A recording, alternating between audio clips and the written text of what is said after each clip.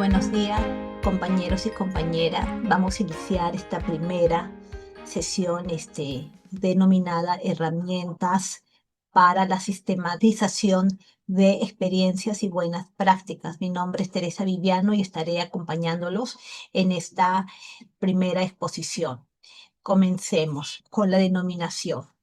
Vamos a decir de que son un conjunto de fichas y formatos estructurados que abordan distintos aspectos de una experiencia y que nos ayudan a registrar información en forma ordenada y sistemática y coherente, ayudando a la recuperación de la memoria, de lo vivido y sus evidencias objetivas.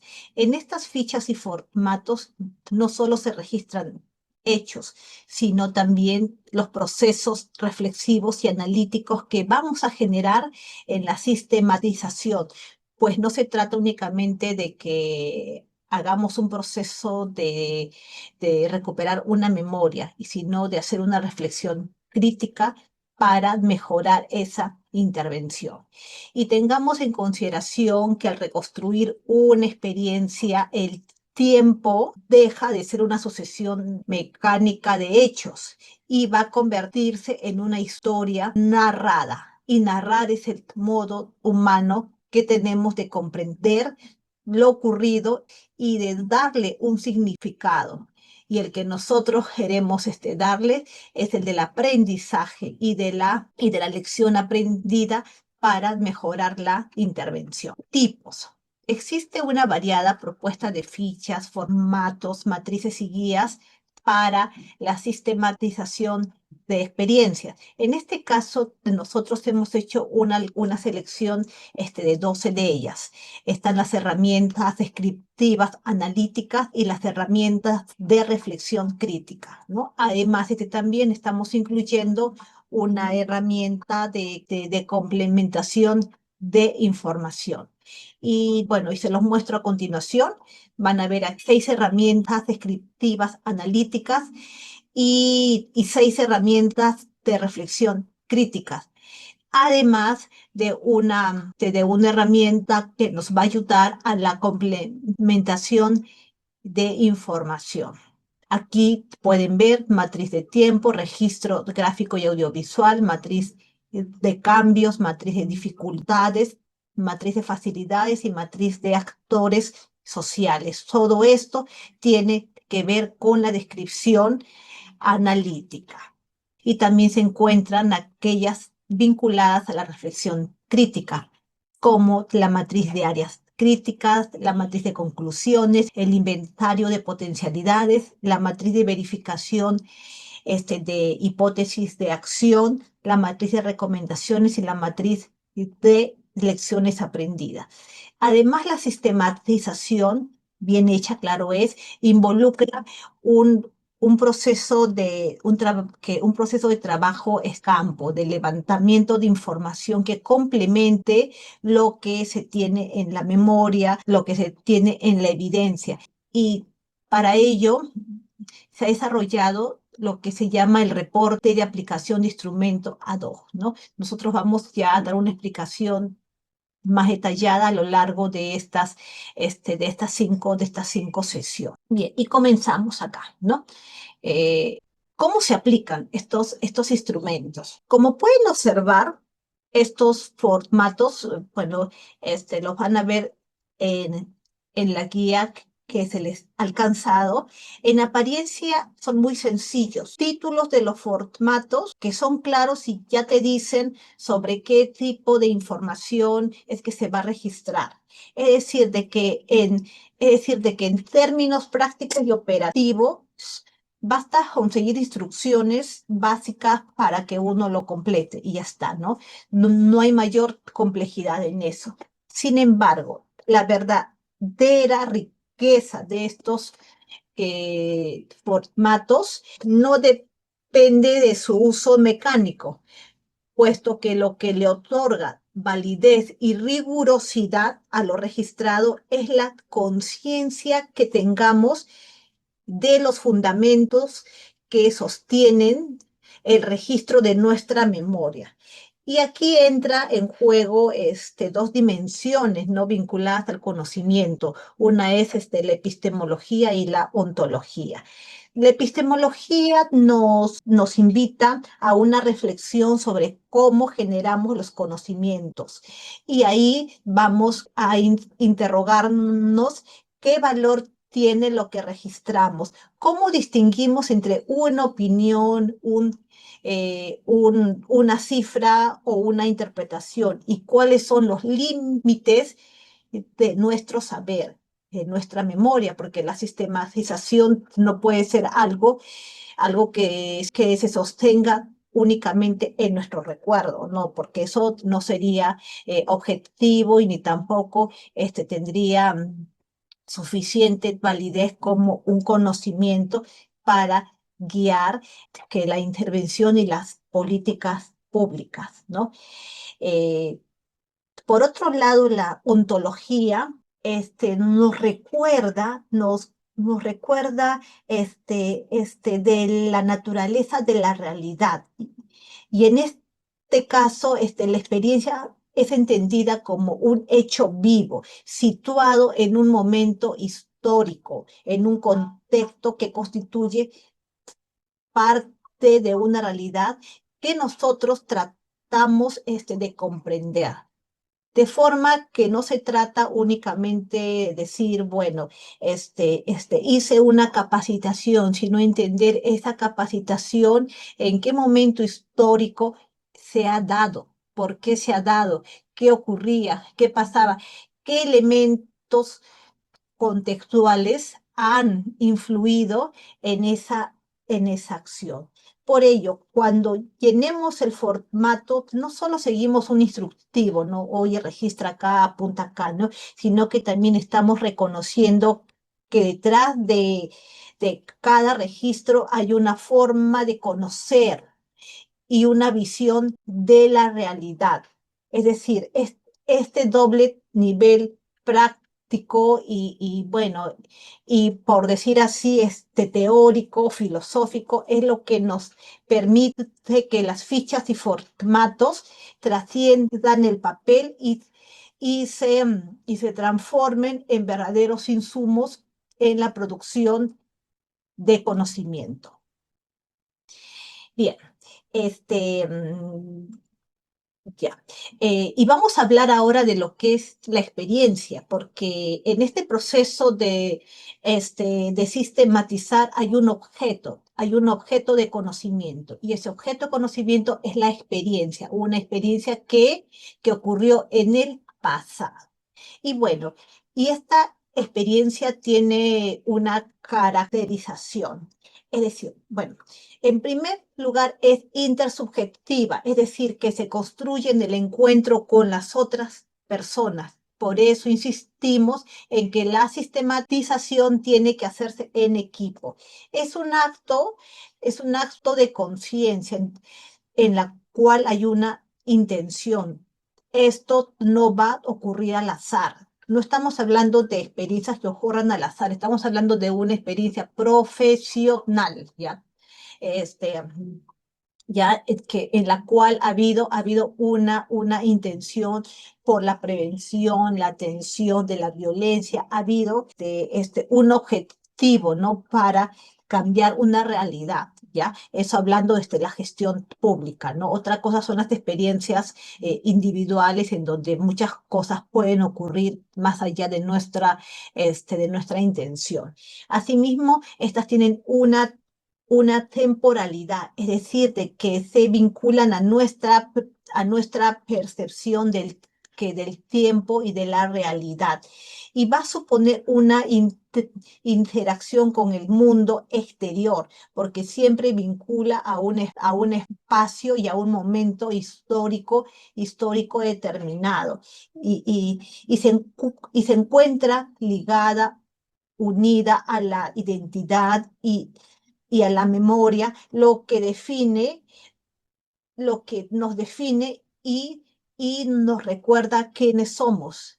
Bueno, eh, en este caso, trabajadores de un programa que lucha contra la violencia, en este caso nos define en nuestra identidad como Programa Nacional Guarmiñán, Aurora, Programa Nacional contra la Violencia Familiar y Sexual, entre otros, ¿no? Nos define como actor social.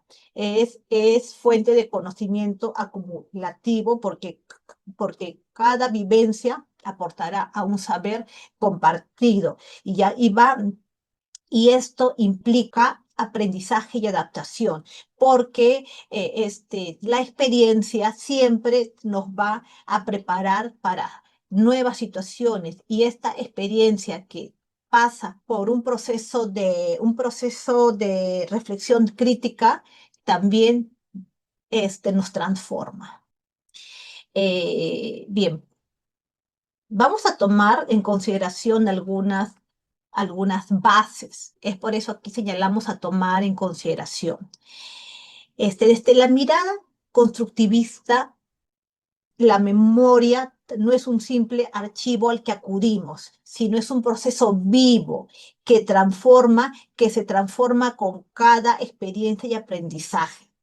Nuestra memoria ahora tiene influencia de lo que hemos vivido, de lo que conocemos, pero esta misma memoria de este hecho, el día de mañana, que luego que sumemos otros procesos reflexivos y otros conocimientos, esta va a variar. Es por eso de que se dice de que esta es dinámica. Y nuestro conocimiento tampoco es un reflejo fiel del mundo, sino es un conocimiento en construcción que hacemos a partir de lo que hemos vivido,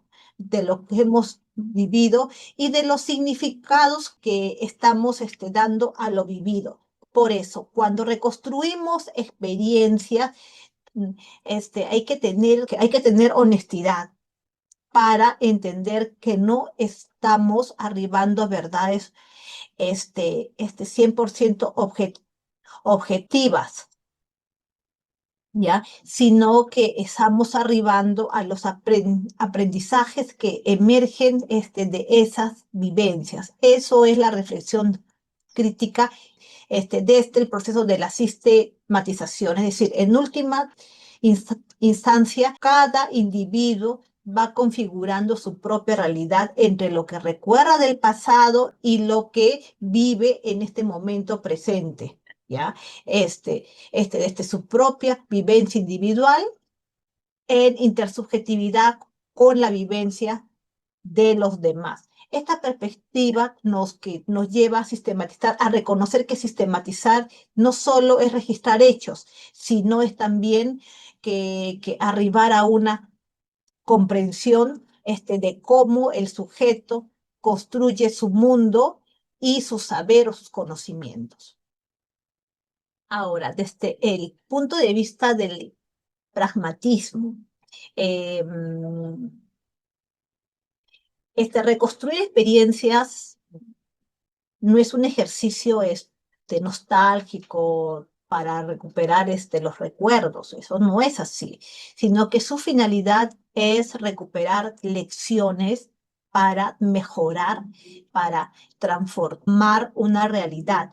Y este planteamiento va a sostenerse en el pragmatismo entendido como una corriente ontológica, donde la realidad no se concibe como algo fijo o acabado, sino como algo que se construye y que se va modificando o transformando en nuestra práctica, en nuestra acción para mejorar y cambiar las cosas, ¿no? Entonces, desde esta perspectiva, las experiencias pasadas, bueno, a veces se dice que a lo pasado pisado, eso no se aplica aquí. En este caso, las experiencias pasadas tienen un valor en la medida en que informan y enriquecen nuestra capacidad de actuar en este momento presente y hacer una proyección, una mejor proyección al futuro. Y, y por ello hay que tener en consideración que la verdad de una experiencia no radica en lo que recordamos, damos, sino en cómo ese recuerdo nos guía en nuestras decisiones, en nuestra acción para mejorar el momento actual y hacer una proyección mejor hacia adelante, ¿no? En este sentido, lo que es de lo relevante, lo trascendente, no es lo que ocurrió, sino aquello que las memorias nos permiten hacer hoy, comprender mejor y actuar con sentido en la realidad viva que habitamos y con ello arribar a una mejora, a una transformación.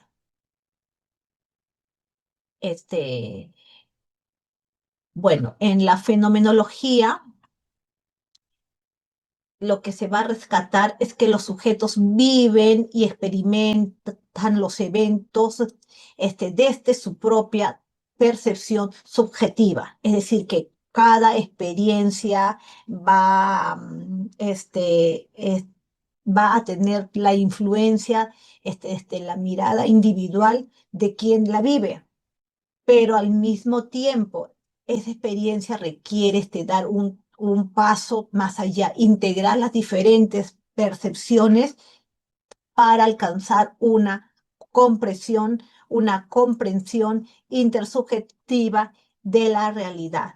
Por otro lado, el realismo crítico nos recuerda que sí existe una realidad independiente de lo que pensamos y sentimos. Los hechos están ahí, existen con objetividad.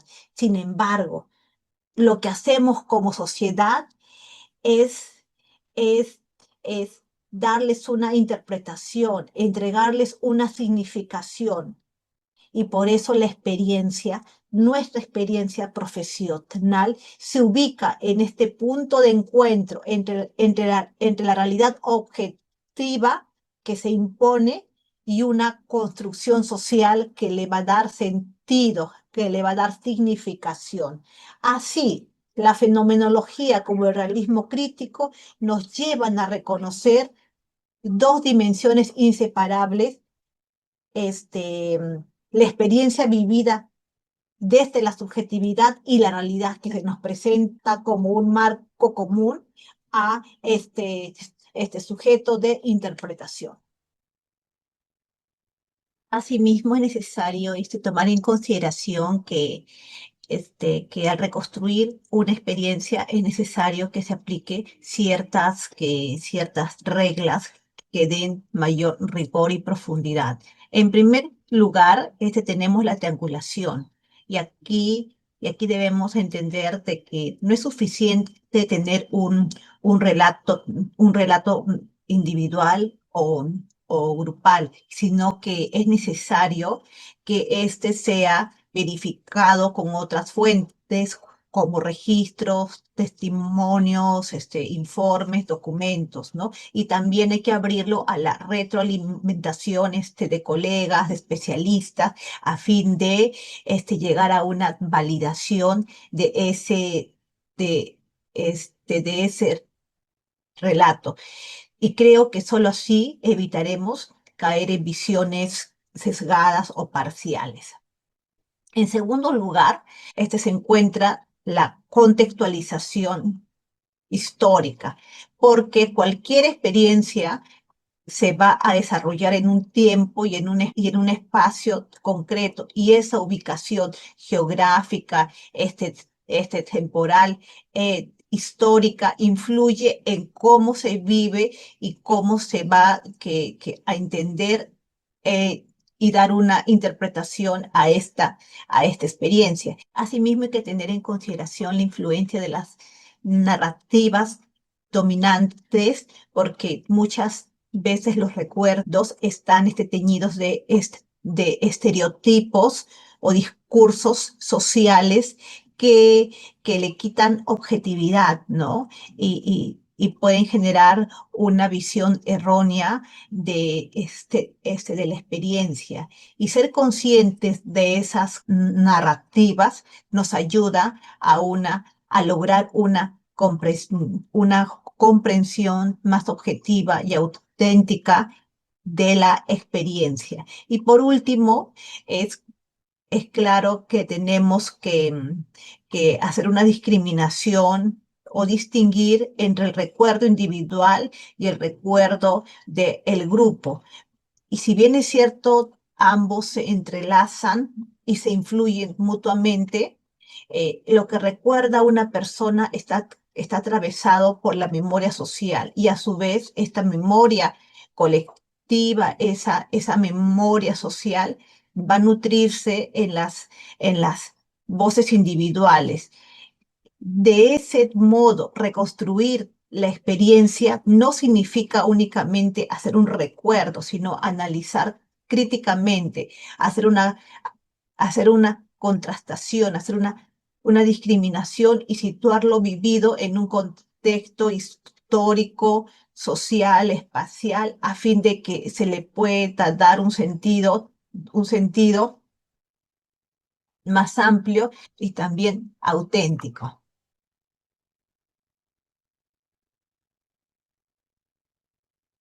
Ahora vamos a ver lo que es la matriz de tiempo. Este no es únicamente un cuadro cronológico donde vemos fechas, eventos, ¿no? Y sino que es una herramienta que nos ayuda a reconstruir la experiencia en su dimensión temporal. A través de ella podemos podemos organizar la secuencia de sucesos, podemos identificar hitos y reconocer los cambios que se han producido en el proceso. Ahora bien, para que no lleguemos a reducir esto a un ejercicio meramente operativo, nosotros debemos vincularla con los fundamentos que hemos revisado desde esa mirada fenomenológica, porque aquí lo que es relevante no es solamente registrar los hechos, sino cómo estos han sido vividos, han sido entendidos por los actores sociales.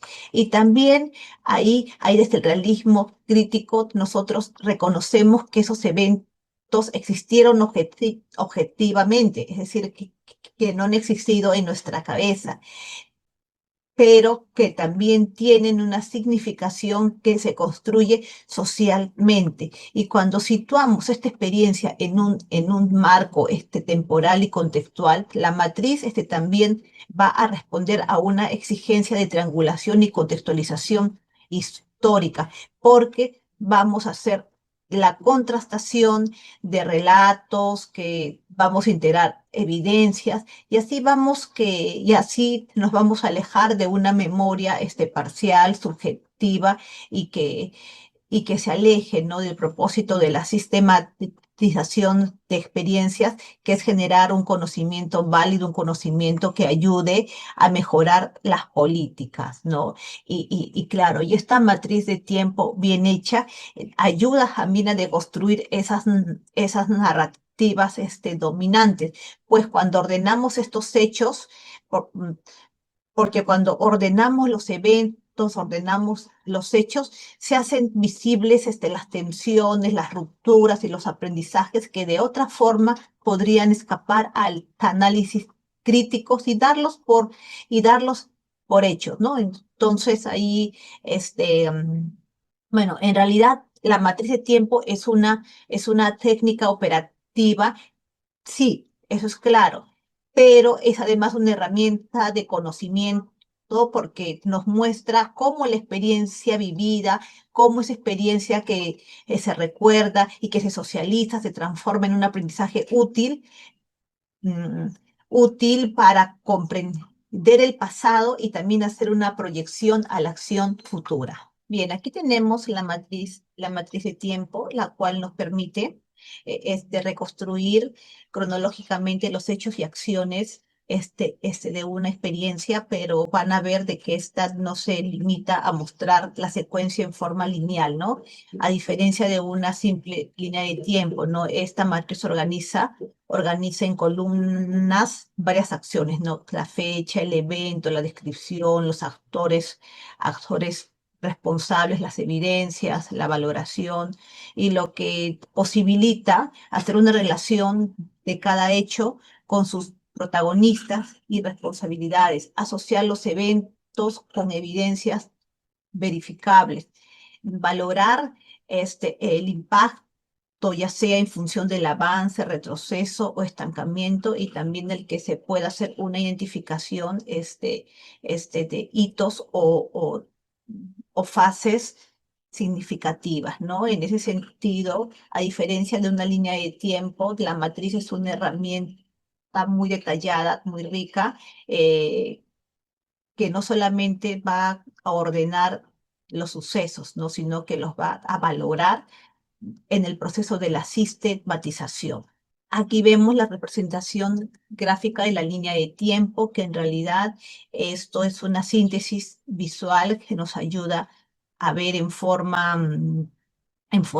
ordenada, comprensible y resumida cuáles han sido los principales hitos de la experiencia, ¿no? Y esta se construye a partir de la matriz de tiempo en la cual previamente se han registrado en detalle eventos, fechas, actores, resultados y además evidencias, ¿no?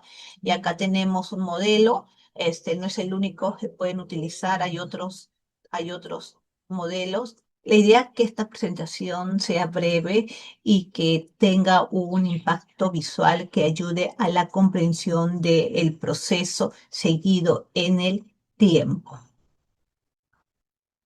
Ahora, regresando a la línea de tiempo, vamos a dar algunas instrucciones.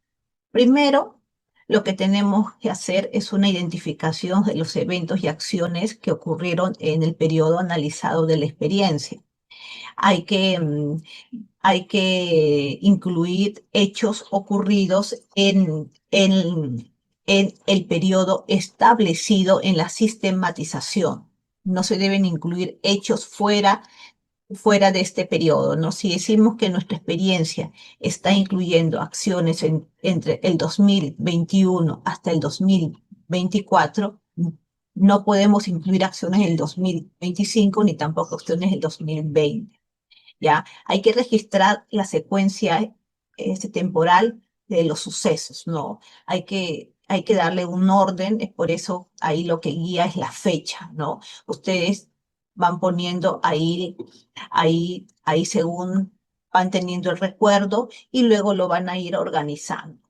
Sí, es necesario que se distinga entre los hitos y etapas. Es necesario hacer esta distinción, lo que es una fase, un hito significativo, porque si bien es cierto, tenemos muchos eventos, ya un conjunto de eventos pueden estar referidos a una fase, o dentro de ese conjunto de eventos o de esa fase es posible que exista un hito clave, ¿no?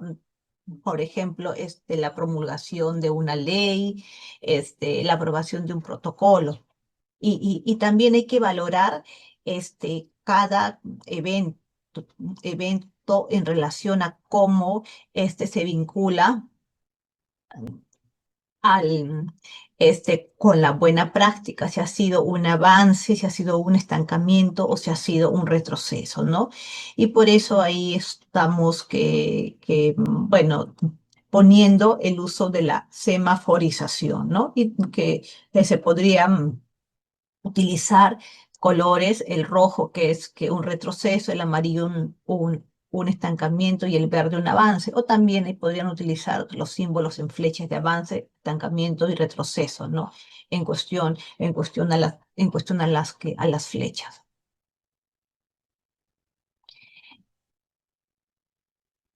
En cuanto, bueno, volviendo a la representación gráfica, como ya se les dijo, tomando en consideración la matriz de tiempo, hay que hacer una identificación de los hitos, lo más relevante, y hay que reducir la descripción a una frase muy breve. Los organizamos en forma cronológica, ponemos flechitas, un trazo lineal, y luego validamos esta línea de tiempo.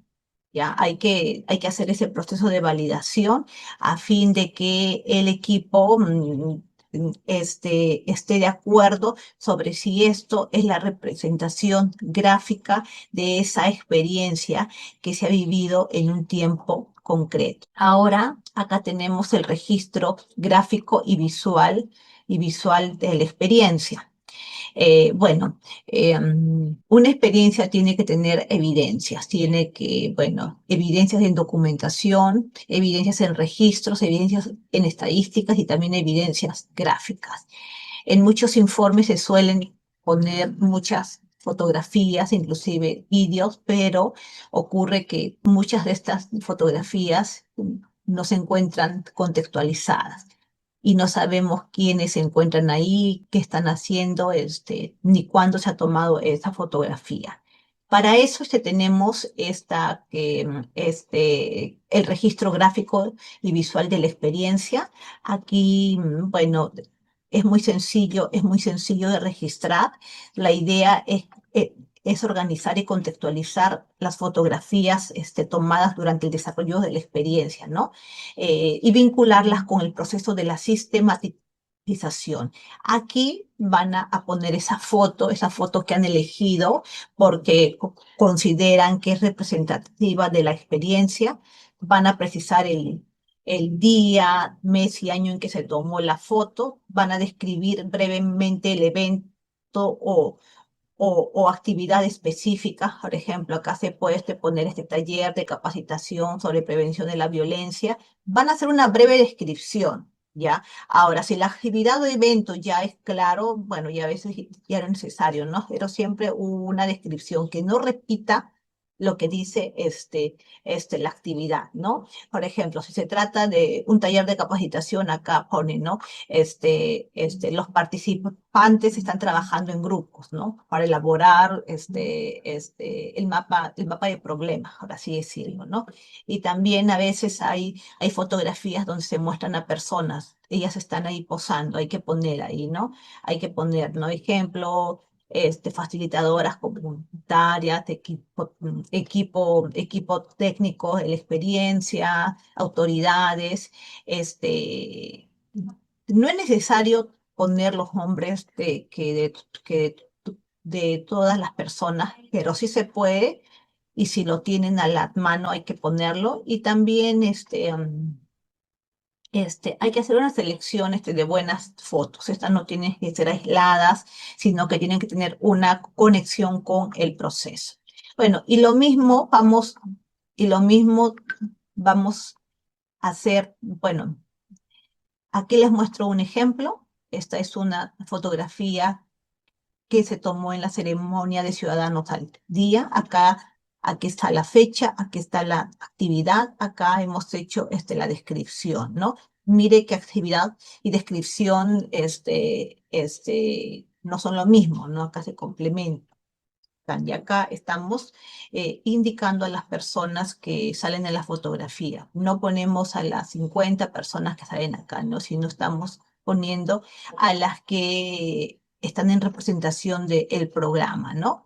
Y claro, está la ministra de la Mujer, la viceministra, la directora ejecutiva y las especialistas, ¿no? En este caso, estas servidoras, ¿no? Que han estado en este evento y que hemos sido premiadas, ¿no? Por nuestro trabajo de gestión del conocimiento. Y lo que es el registro audiovisual de la experiencia, bueno, es lo mismo, ¿no? Ahora ya tenemos acceso a vídeos, inclusive registramos nuestros vídeos en una plataforma, en YouTube, por ejemplo, y entonces acá vamos a poner el enlace del vídeo, el enlace de YouTube, ¿ya? La fecha, el día, del mes y el año de la grabación, ¿no? Que, que es usual de que sea la misma fecha en la que se hizo el evento. La duración o minutos relevantes, ¿no? Si el video dura 30 minutos, 10 minutos, que hay que especificar, ¿no? Y también ahí se podría precisar los pasajes claves, ¿no? Poner, por ejemplo, minuto 2.15 a 3.20 exposición de la lideresa local. ¿Para qué? Para que uno pueda entrar al video e irse a a este punto específico, ¿no? Hay que describir el evento, la actividad registrada, igual como en lo que son las fotografías, una breve descripción y también quiénes están presentes, ¿no? Y como ya saben, hay que hacer una buena selección de vídeos también, ¿no? Sí. Bien, hasta aquí hemos trabajado las herramientas de reconstrucción de la experiencia, las herramientas de recojo de evidencias, de cómo ha sido el proceso de la experiencia, lo que yo recuerdo en esa línea de tiempo, ¿no? Y ahora vamos a entrar a un momento analítico en el cual vamos a hacer una discriminación entre cuál fue el problema, qué fue lo que hicimos y qué cambios hemos, hemos logrado. Bien, bien, ahora vamos a entrar a ver otros instrumentos de corte analítico. Bueno, también son de tipo descriptivo. Bien, ahora vamos a entrar a ver la matriz. Bien, ahora vamos a entrar a ver la matriz de cambios, que es un instrumento analítico y también descriptivo. Ya, a ver, lo vemos a continuación. Eh, a ver, bueno, esta matriz es un instrumento que permite comparar en forma estructurada la situación inicial de una experiencia con los logros que se han alcanzado luego de la intervención. A diferencia de un simple registro de actividades, esta matriz se centra en los efectos producidos, expresados en términos de cambios cualitativos y cuantitativos.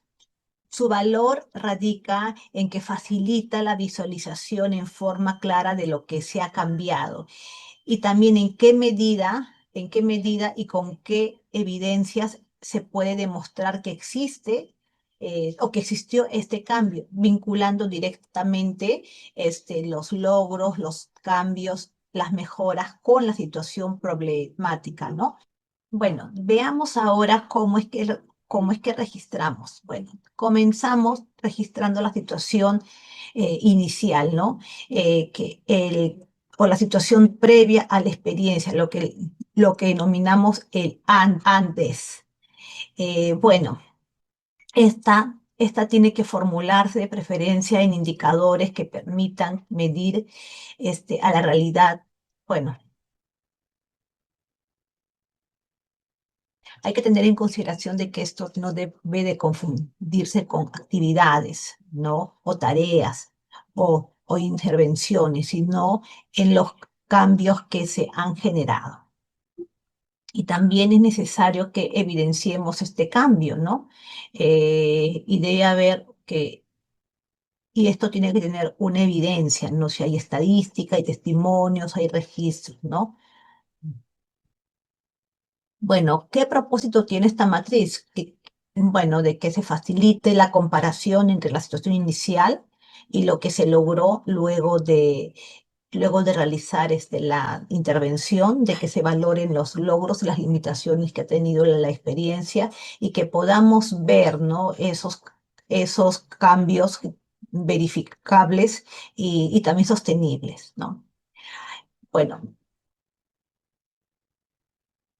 una experiencia que ha transitado de una situación problemática a una solución y luego a una transformación, a un cambio social, es claro que ha pasado por problemas. Y para eso es que tenemos esta matriz. Y tenemos esta matriz en donde recopilamos cuáles han sido las dificultades y también cuáles han sido las facilidades. La matriz de dificultades es un instrumento que permite identificar, ordenar y analizar las principales resistencias, obstáculos y fuerzas negativas que se presentaron durante la experiencia. Su utilidad radica en que no solo se registra la limitación, sino también la estrategia utilizada para hacer frente a esta limitación y la valoración de si esta limitación se logró superar o si esta limitación continúa, ¿no? Y de este modo, y de este modo se convierte en una herramienta para comprender los desafíos del proceso y extraer aprendizajes para futuras experiencias, ¿no? En este caso, nosotros estamos vinculando las limitaciones a un cambio. Y por esa razón, esta matriz tiene que hablar, ¿no? Con la matriz de cambio. Si nosotros hemos logrado un cambio, nosotros tenemos que hacer una identificación de de cuáles han sido las limitaciones, los problemas que hemos tenido para lograr ese cambio. ¿Cómo hemos hecho frente a esas limitaciones y saber si esa limitación aún se mantiene? Aquí tenemos la matriz de facilidades. Esta matriz nos ayuda a identificar y analizar las fuerzas positivas que han facilitado el desarrollo de esta experiencia, el desarrollo de esta intervención. Estas facilidades podrían estar vinculadas a recursos, alianzas, condiciones, a la participación social, al liderazgo, a diferentes situaciones y condiciones que han ayudado o han impulsado este proceso, esta experiencia, esta buena práctica. En esta matriz no solo se registra la facilidad, sino también se trata de comprender cómo se ha generado y si esa condición favorable va a mantenerse en la actualidad o si fue algo circunstancial. De este modo se tiene o se convierte en un mecanismo para reconocer esos factores potenciadores y capitalizarlos en futuras experiencias. Ahora, ¿cómo es que llenamos esta matriz? Primero, hay que vincularlo a un cambio, a un logro, a un avance. Y para eso, al igual que en la matriz anterior, en la de limitaciones, hay que vincularlo a la matriz de cambios, como la tenemos aquí. Se hace la selección de un cambio y luego se precisa cuáles han sido las facilidades asociadas a ese cambio. No se trata de hacer una lista de facilidades que ocurrieron en la experiencia en general, sino se trata de que organicemos esas facilidades vinculadas a los principales cambios que ha tenido la experiencia. Y bueno, luego de eso hay que describir la facilidad. La describimos acá brevemente. Precisamos en qué consistió esa condición de facilidad y, y la redacción tiene que ser en tiempo pasado. Y por último, viene la explicación de cómo se generó esa facilidad, si provino de factores internos o de externos, y también hay que valorar la vigencia, la permanencia de esa facilidad, ¿no? Señalar si esa condición favorable aún se tiene, ¿no? A fin de que se aproveche en el nuevo ciclo de gestión. Y pasamos ahora a la matriz de actores sociales, actores directos, básicamente, ¿no? Esta matriz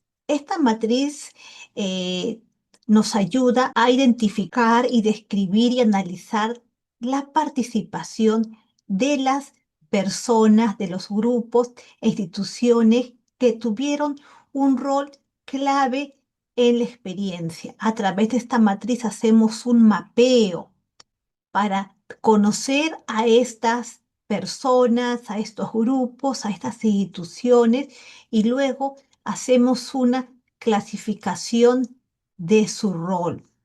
Recordemos que no hay experiencia, que no hay práctica, que se realice sola. Las experiencias, las buenas prácticas se explican en la intervención de los actores sociales. Son ellos los que hacen posible que una experiencia ocurra de determinada forma, ¿no? Aquí les muestro la matriz y les explico un poquito cómo es el llenado. Primero hacemos la identificación de los actores sociales, ya sea una persona, un grupo o una institución. Luego, este, aquí la registramos y luego precisamos la pertenencia institucional, ya sea de la sociedad civil, ya sea del gobierno, de una organización de base, de una empresa privada. Luego hay que describir las actividades que esta persona, este grupo, esta institución ha desarrollado.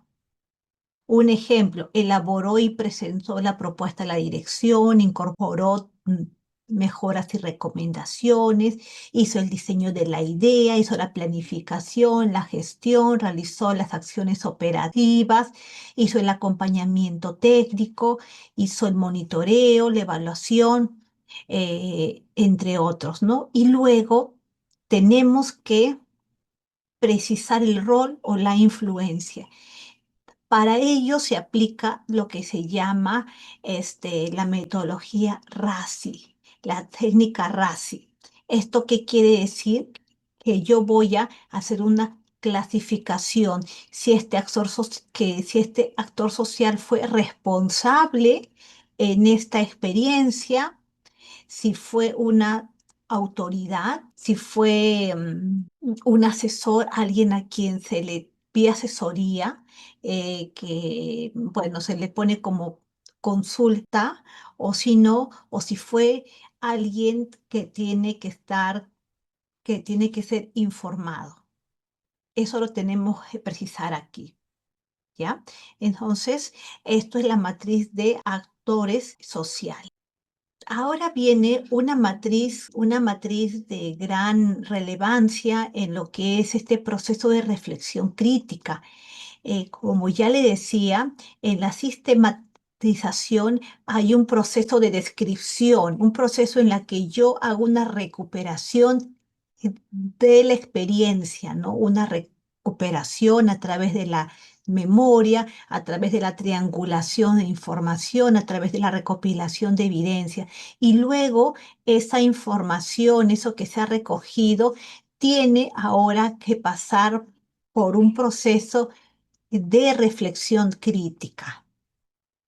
Y bueno, y justamente en la matriz de áreas críticas es donde trabajamos eso con mayor puntualidad, con mayor precisión.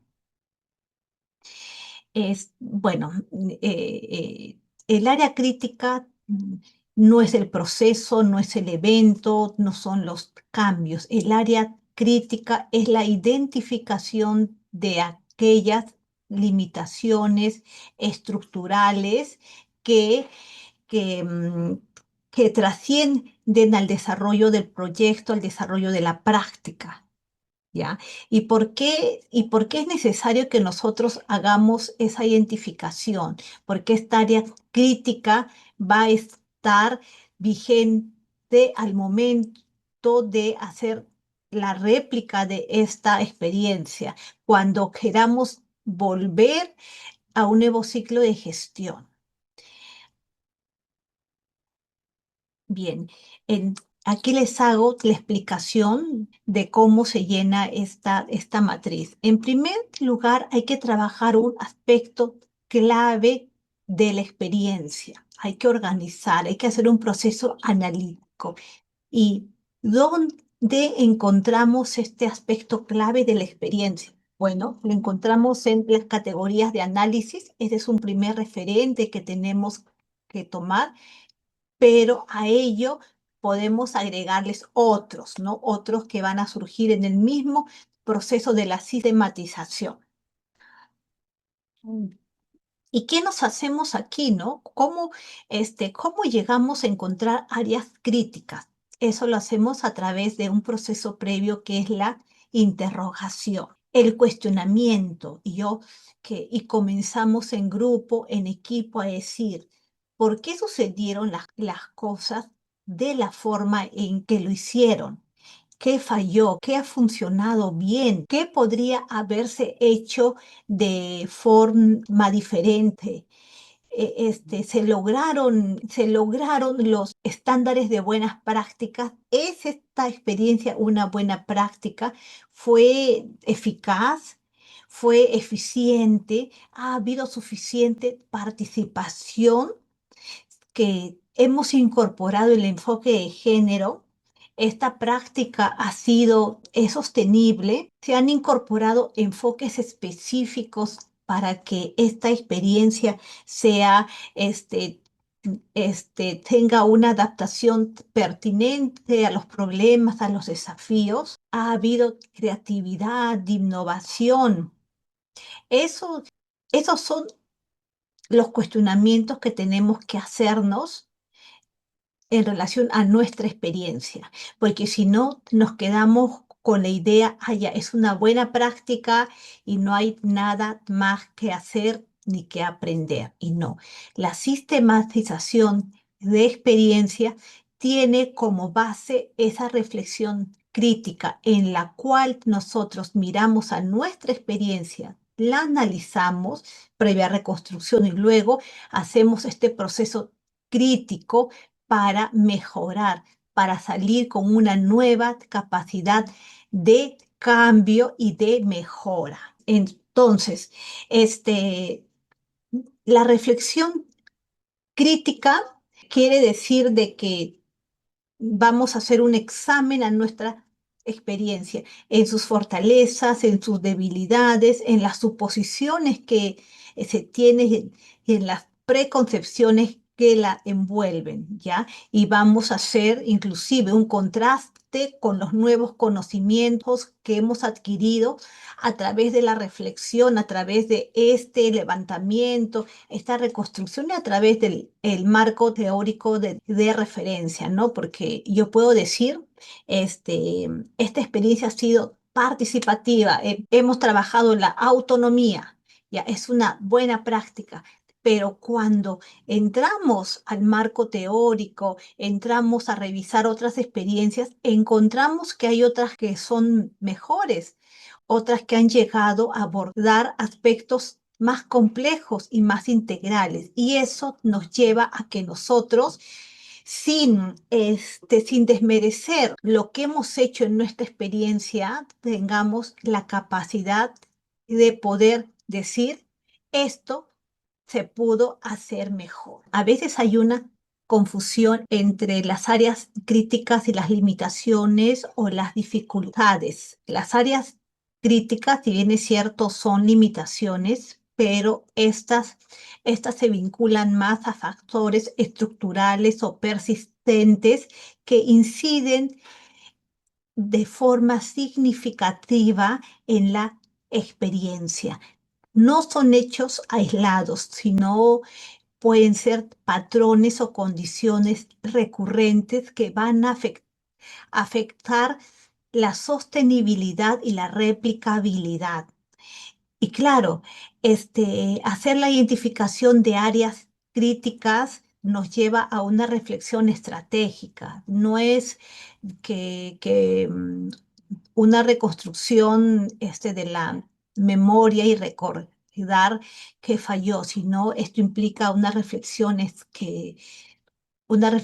estratégica en la cual se muestran los puntos más vulnerables que deben de corregirse en el próximo ciclo de gestión.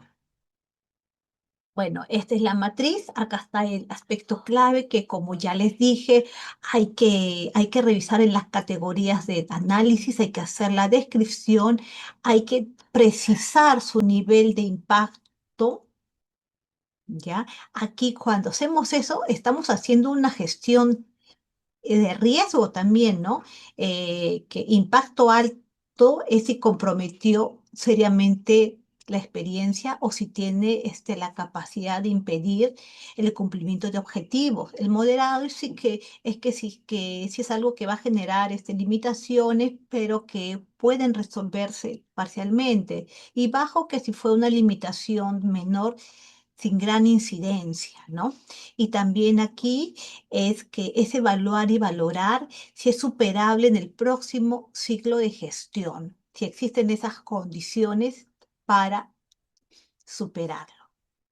Bueno, y como ya les vamos indicando, esta matriz tiene que ser validada, ¿ya?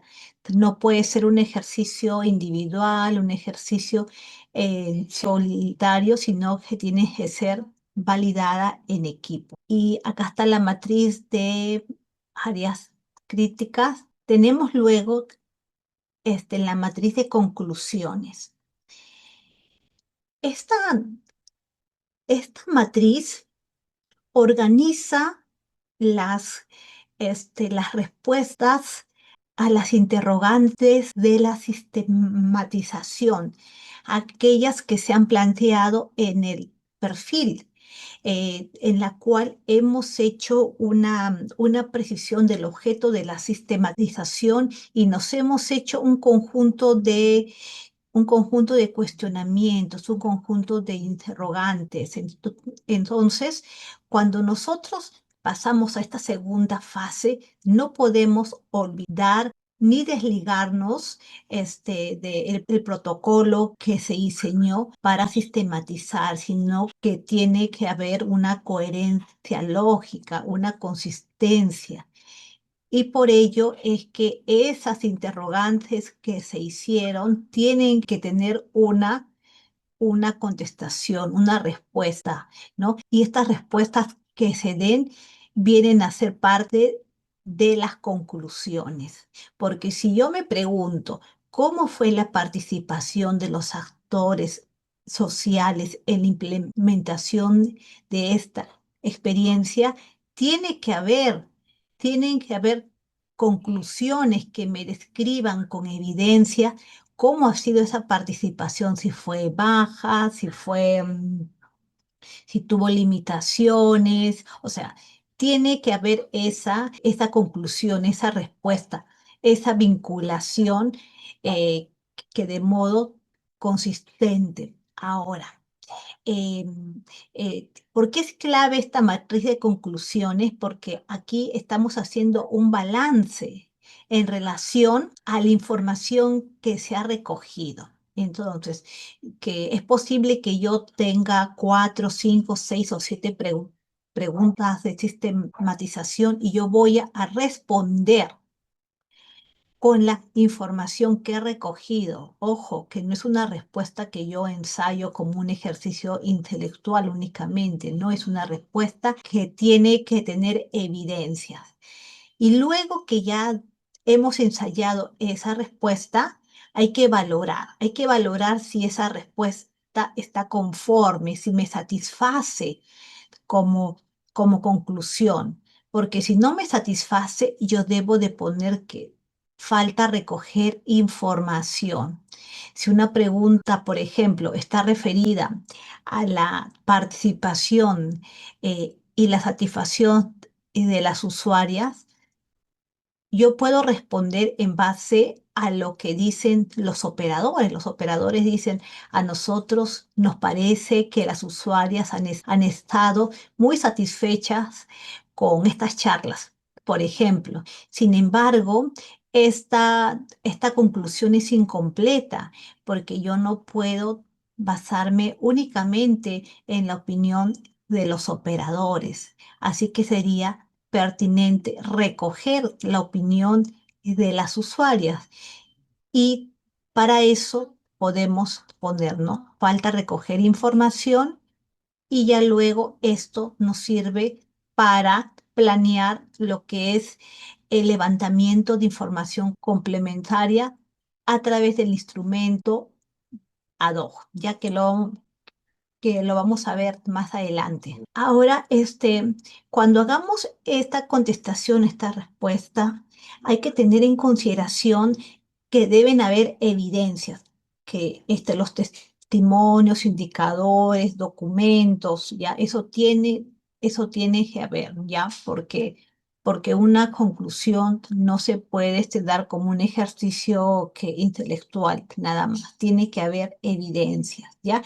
Y que, y que estas conclusiones tienen que tener una redacción en tono analítico, no solamente descriptivo. Ahora viene el inventario de potencialidades. Esto es lo inverso a la matriz de áreas críticas. Esta matriz nos permite identificar y organizar aquellas fortalezas, recursos y condiciones favorables que la experiencia ha generado, porque la buena práctica ha generado este, potencialidades, ¿ya?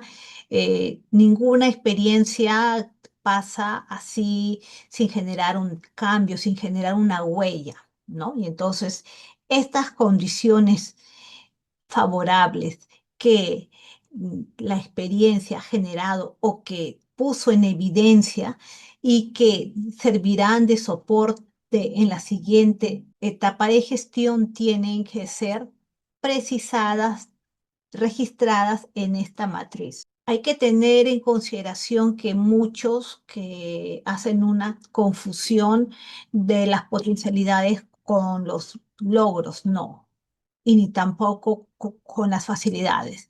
La potencialidad no es un logro, la potencialidad no es que una facilidad, ¿ya? Son habilidades desarrolladas, conocimientos acumulados, alianzas construidas, posibilidades, condiciones, ventajas comparativas, la cohesión institucional que conviene mantener o reforzar. Bueno, ¿y, y cómo lo llenamos? Igual. Aspecto clave de la experiencia o categoría de análisis, la potencialidad, precisar el tipo de la potencialidad y señalar si ésta se mantiene o no se mantiene. La potencialidad podría ser una habilidad, alguna competencia del equipo o de la comunidad o de la institución, un recurso material, financiero, humano o tecnológico, una ventaja o condición diferencial frente a otras experiencias, conocimientos, saberes, metodologías o aprendizajes adquiridos, o también alguna condición, algún factor contextual o alianzas o aprendizajes, ¿no? Y también hay que valorar su permanencia, ¿no? Indicar si la potencialidad se está manteniendo, se va a mantener o va a dejar de estar disponible.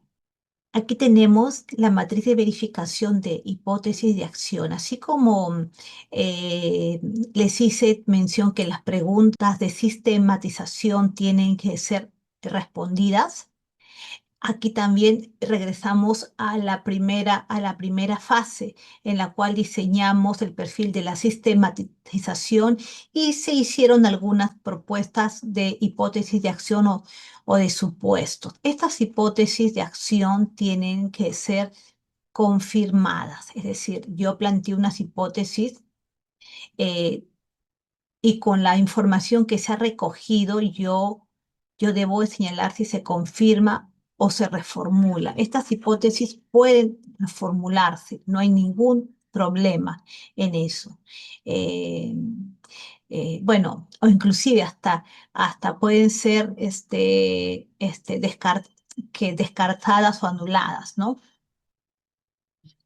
Y claro, tiene que haber una evidencia y las evidencias podrían venir de de la recopilación que se ha efectuado o de las encuestas que se han aplicado, ¿no? Tiene que haber una evidencia, ¿no? Porque de esa forma nosotros podemos decir esta hipótesis es un nuevo conocimiento que tiene una validez técnica, una validez práctica, inclusive una validez académica, y tenemos aquí la evidencia. Ya no es solamente un simple proceso reflexivo, un simple proceso intelectual.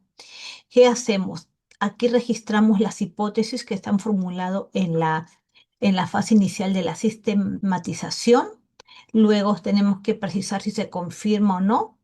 Y luego tenemos que agregar las evidencias. Ahora, también está la matriz de las recomendaciones. Yo les había hecho mención que sistematizar es que, bueno, que la sistematización se hace con la finalidad de generar un cambio, una mejora, una transformación social.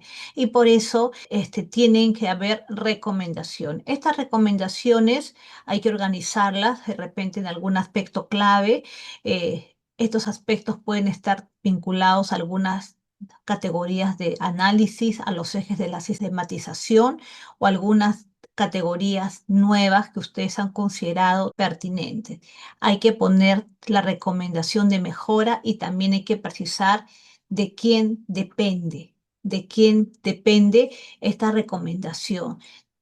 No debemos de poner recomendaciones generales porque de eso no se trata, porque no hemos hecho todo este proceso largo y complejo de sistematizar para arribar a una recomendación general. Y tenemos que hacer la identificación de quién depende, incorporar esta recomendación a fin que se pueda hacer un seguimiento, ¿no? Porque la finalidad de la sistematización es la mejora continua, ¿no?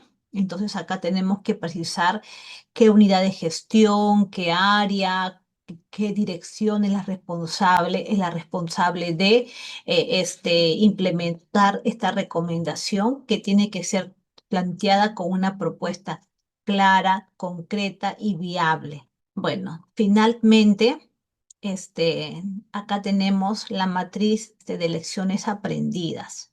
Bueno, esta matriz nos ayuda a formular lecciones aprendidas, y la fórmula es cómo relacionamos un problema, una solución y un logro, ¿no?